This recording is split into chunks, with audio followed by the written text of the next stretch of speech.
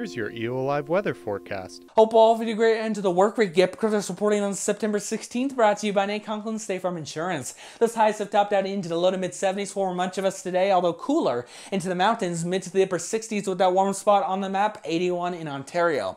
And out the door this evening, we've actually seen a few storms develop between Baker and Ontario, although that is now beginning to fizzle out. I cannot rule out a few sprinkles out that direction within the next hour or so. Otherwise, it will go on to be dry overnight tonight, dropping those temperatures into a mix of 30s and 40s for much of us, although warmer out towards Ontario into the lower 50s. It will be clearer than not. That will allow for some fog to form in spots. Heading into the day tomorrow, mid-70s will be the story for much of us, although cooler into Meacham, mid-60s, warming all the way up to the lower 80s in Ontario. I am expecting some scatter moisture developing the second half of the day with some sun breaks in the mix that could ignite some isolated storms, but much of that activity will wait till closer to the evening, with most of it being across the central to northern part of our region, although a few cells are possible out towards the far south. It looks much drier out that way.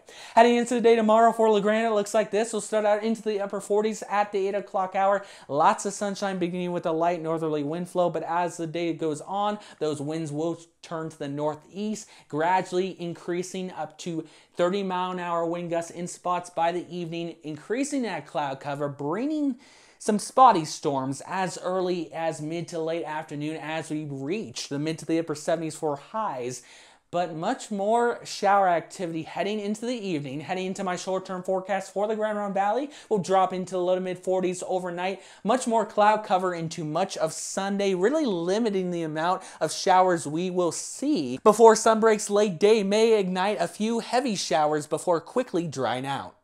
As we head in my 7-day forecast, it will be sunnier and warmer to start off the work week with those highs into the mid to the upper 70s. We could see a slight chance for an isolated shower or storm as early as Tuesday, but moisture does not become likely until Wednesday evening with those highs potentially cooling below 70. That could continue into Thursday, which marks the first day of fall, which could bring a period of steady rain before we dry out by the end of the work week, with those highs warming back up into the 70s for the following weekend. This has been Gabe Curtis bringing the most accurate forecast you can get here in Eastern Oregon. Thank you to the folks down at Conklin Insurance for sponsoring this weathercast, and I will be back on Monday. Have a blessed weekend.